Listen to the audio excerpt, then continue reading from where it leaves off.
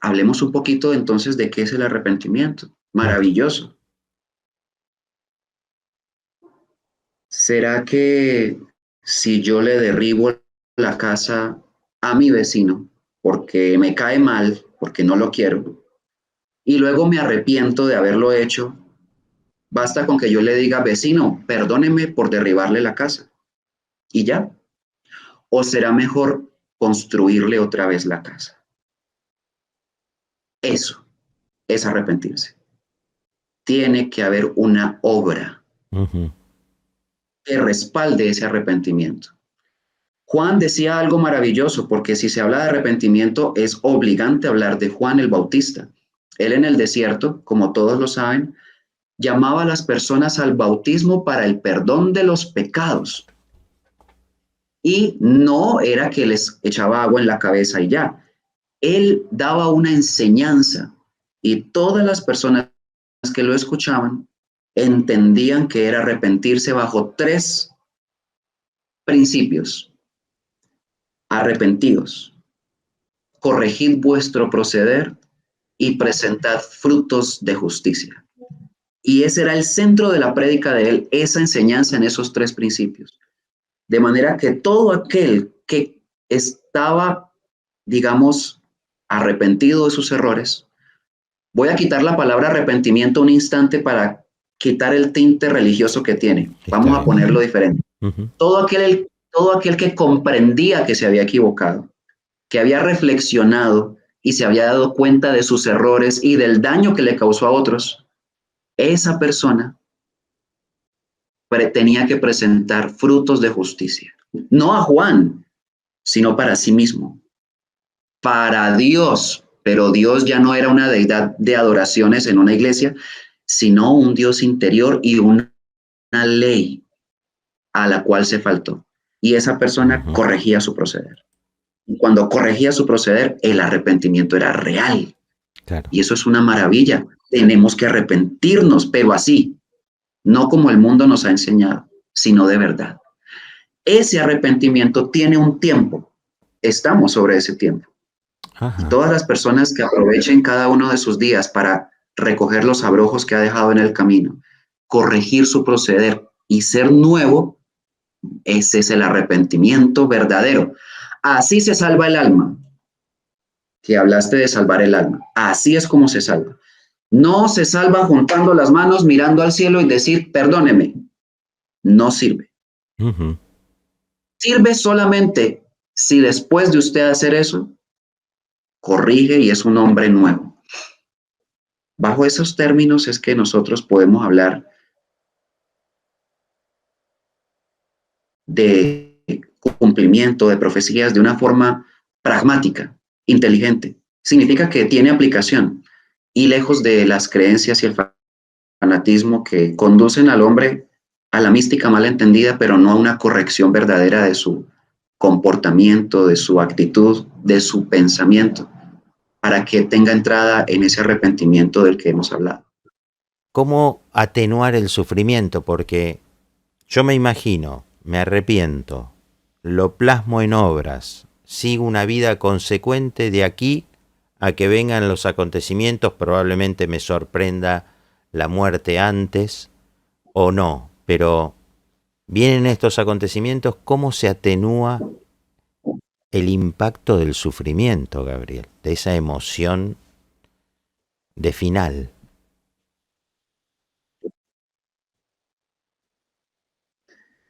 Sí, no puedo yo ser eufemista en este tipo de preguntas al dar la respuesta. Ujú.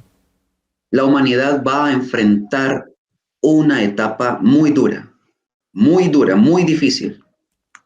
Pienso que la más dura de todas las que en la historia de las guerras o catástrofes o hecatombes ha tenido que vivir. Una tercera guerra mundial no es cualquier cosa. No, claro. Eso la humanidad no lo conoce, ni se lo imagina. Y es real, porque se trata de entender que lo es. Ujú. Y un cambio de eje planetario que va a terminar de destruir no la Tierra, sino las estructuras que se han construido sobre la Tierra fundamentadas en el orgullo del hombre. Así lo dice la profecía. Van a perecer.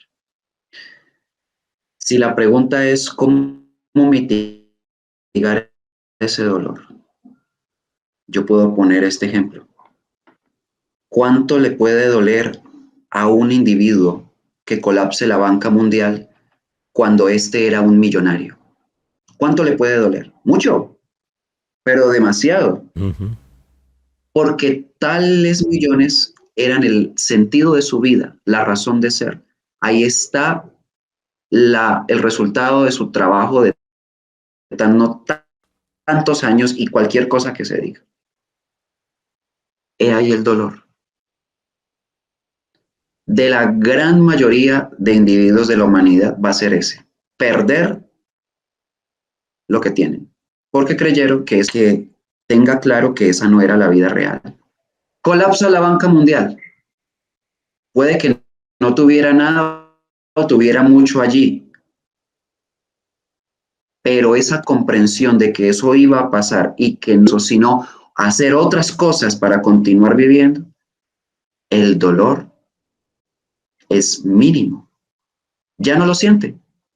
Perdí mi carro, mi casa, eso es una catástrofe, pero para quien entienda y esté preparado para eso, no lo será. Conclusión, considero yo, primer punto, para mitigar ese dolor, conocimiento de la realidad, entendimiento de la realidad y un cambio de pensamiento frente a la realidad. La realidad es que este mundo se va a acabar. Punto final. Ujú. Sé que suena duro y siento mucho decirlo así, pero esa es la verdad. Viene otro tipo de dolor. Ese sí es diferente porque está enraizado a lo humano, a lo espiritual. El dolor de ver tanta gente perecer, morir, aún familiares y amigos. Ujú. Ese es el otro dolor que viene, grande. Ya no se trata de perder materia. Se trata de perder al que por no querer escuchar tal vez no pude salvar. No estoy hablando en sentido personal como Gabriel, sino en sentido personal como cualquiera de los que está escuchando, que intenta hacer algo por su prójimo, aún por su hijo, hermano, y este, por tener oídos sordos e irse con el mundo, lo pierde. Ese es un dolor que tendremos que atravesar todos. Yo me incluyo ahí. Entendiendo que así tiene que ser, por lo que ya expliqué, elección y selección. Ujú. Yo elijo, pero así como yo puedo elegir, mi mamá también, mi hijo también, mi hermano también, y no puedo elegir por ellos. Ojalá pudiera el padre elegir por sus hijos, sabiendo el padre lo que es bueno para ellos. Pero ni aún el Padre Eterno, siendo el Dios Todopoderoso, puede elegir por nosotros. Entonces nosotros tampoco por nuestros hijos de carne. Claro. Nos toca enseñarles, guiarlos, mostrarles un camino y que ellos usen su albedrío para decidir si siguen por él. Dejar una huella bien afirmada en el suelo para que quien quiera seguirla tenga una herramienta, pero no podemos obligar a nadie. Este mensaje que estoy ventilando al mundo es simplemente eso, un horizonte que se muestra para el que lo quiera seguir. Esa es la elección y la selección, y ese es el dolor que tendremos que enfrentar. No se trata de esconderlo, de decir, no, no va a pasar, no. Se trata de entender que ese es el precio que nunca debimos haber pagado, pero tendremos que atravesar. Puede ser, Gabriel, que esto inevitablemente iba a suceder porque son ciclos que se cumplen más allá del comportamiento humano, si se quiere, de elegir mal, de optar por una visión mundana y no superadora. Puede ser que independientemente de eso, los ciclos se cumplen igual.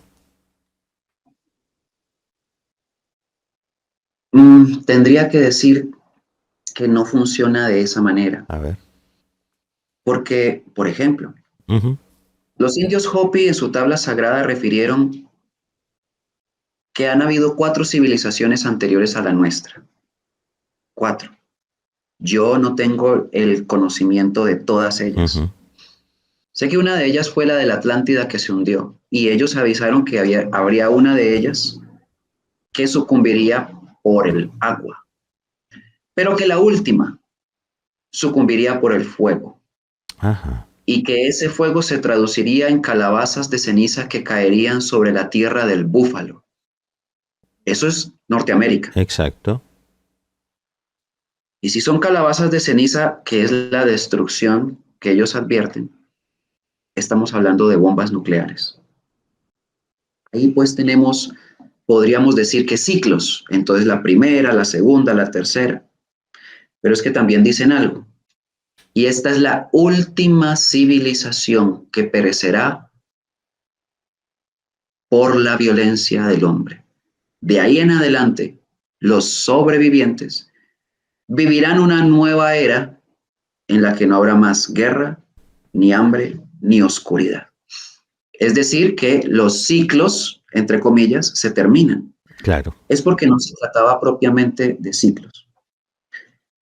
Se trata de una depuración que está sufriendo la humanidad terrestre a raíz de una invasión que cayó a la Tierra, que he ventilado ampliamente en muchos medios de comunicación y desde hace años. Y que esa organización, en esta civilización, tiene su tiempo final. Nos tocó vivirlo a nosotros. Eso es, digamos que la realidad. Ujú.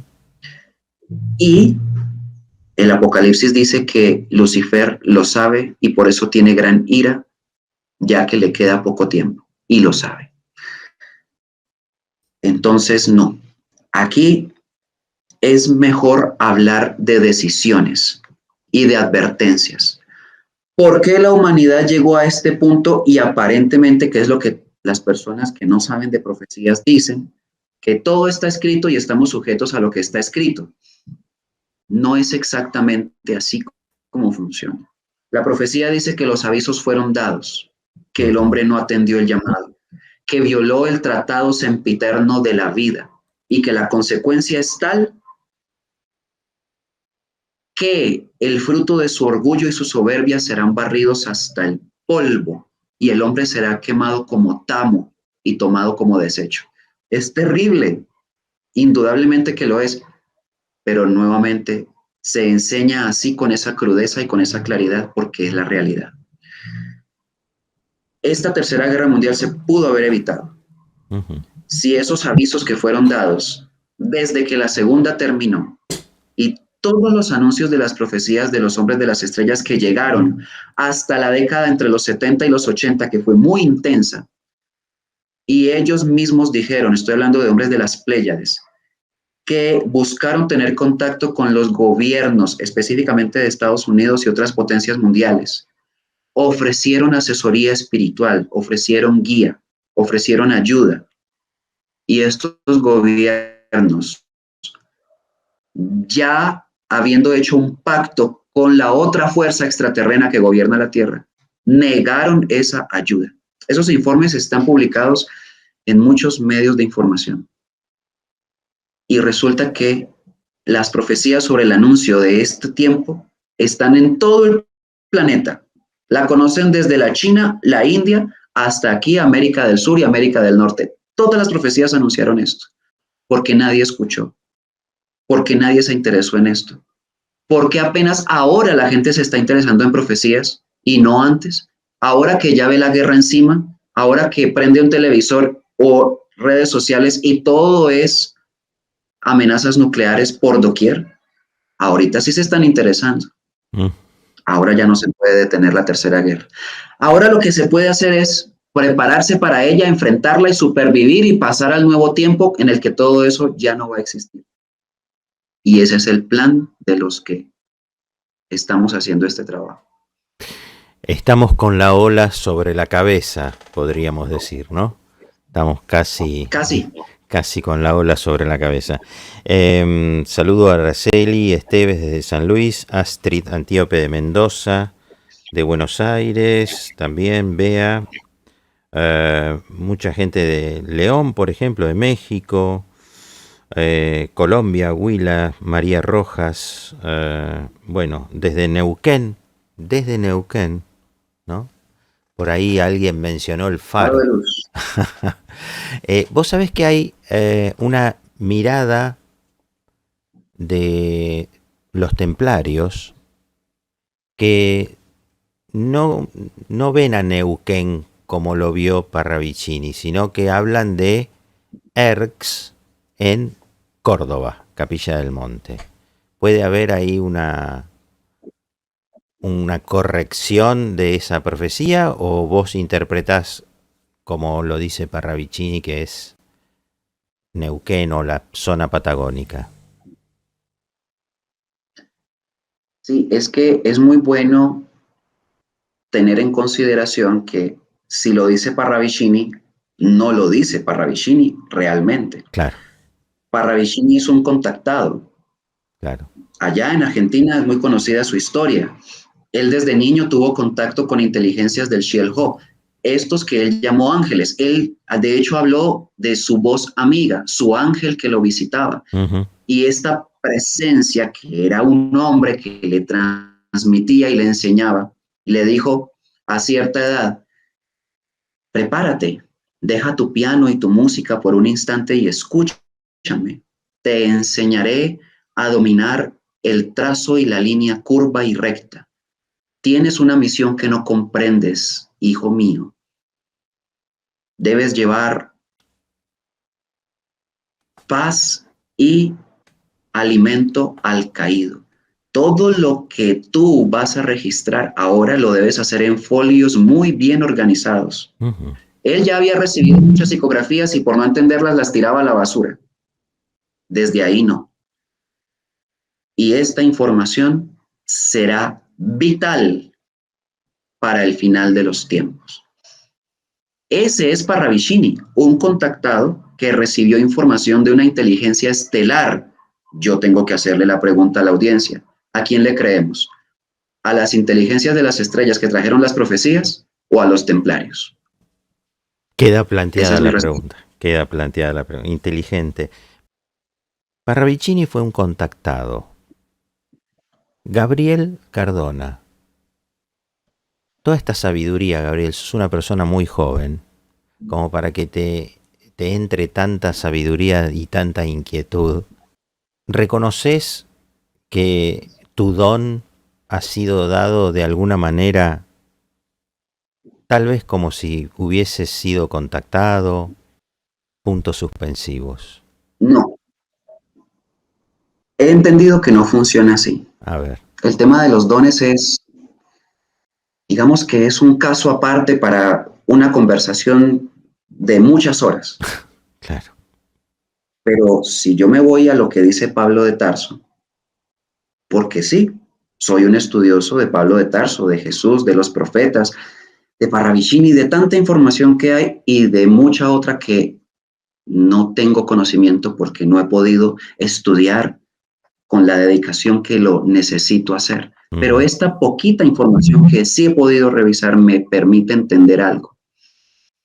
Él dice que hay diferentes clases de dones y que unos tienen don de profecía, otros tienen don de lenguas, otros tienen don de enseñanza y los clasifica, pero que todos esos conforman un solo cuerpo y que no quiere el que da don de profecía tener el de lenguas o el de lenguas tener este o aquel, porque si son un cuerpo, cuando se ha visto que un ojo quiera ser nariz No, o un oído quiera ser mano. claro. No, más bien cada uno se enfoca en lo que sabe hacer y lo conecta con los demás y ese es el cuerpo. Bueno, digamos que yo entendí que esos dones de los que habló Pablo de Tarso no son un otorgamiento del Espíritu Santo, como la Uh-huh. gente cree. Digamos que sí lo es, pero no es como la gente cree. A ver, Son el efecto del trabajo de encarnaciones que tiene un individuo. No hay magia. Es un entrenamiento de muchas vidas en una habilidad que no tiene nada de místico o paranormal. Es igual como decir, bueno, Si yo quiero aprender a tocar guitarra, a practicar. La, sol, re, mi, fa, saber las cuerdas, los trastes, el mástil, la boca, el cuerpo, la caja de resonancia, conocer todo y empezar a practicar hasta que yo me vuelvo diestro y sé tocar guitarra. Y luego viene el espíritu mío a dar las melodías. Y eso es lo que transmite un cantante, un intérprete. Uh-huh. Y es por poner un ejemplo. Pero igual el que baila, igual el que canta, es el efecto de un entrenamiento. Entonces, si se tiene un don, no voy a poner nada paranormal, sino un don de enseñanza, uh-huh, que es tal vez el que a mí se me ha atribuido. Porque es eso, simplemente. Yo enseño. Es porque lo he practicado. Uh-huh. Desde niño, yo en los recreos del colegio, en los tiempos de descanso, estando yo en la primaria, yo me dedicaba a enseñarle a mis compañeros de colegio matemáticas, física, química, español, para prepararlos para el examen, porque ellos tal vez no habían entendido y yo sí había entendido. Y yo les enseñaba y me encantaba enseñar. Aprendía más rápido enseñando y repasaba todo. Cuando llegué al bachillerato pasaba igual y mis amigos me buscaban para que yo les ayudara a entender algo de cualquier materia. Y si yo lo había entendido, yo lo podía enseñar. Y cultivé esa, digamos, cualidad. Uh-huh. Pero no es gran cosa, simplemente es un entrenamiento. Pero luego entendí con este conocimiento que no era casualidad que en el caso personal yo tuviera esa habilidad. Es que en anteriores encarnaciones yo la he cultivado. Eso es todo. Dicho de otra manera, y para ser concluyente, nosotros somos fruto del trabajo que hemos hecho con nosotros mismos. Nuestras cualidades y capacidades o aptitudes intelectuales son el resultado del trabajo de vidas pasadas y que tienen como resultante lo que nosotros somos ahora. Asimismo, el atraso intelectual o espiritual es consecuencia de la no dedicación a las cosas que son grandes, buenas o virtuosas en vidas pasadas. Se pierde demasiado tiempo, se vuelve a nacer y el atraso está allí. La lógica de la lógica dice que ninguno de tus cabellos te será quitado, que nacerás con tu conocimiento en tantas encarnaciones hasta donde puedas llegar.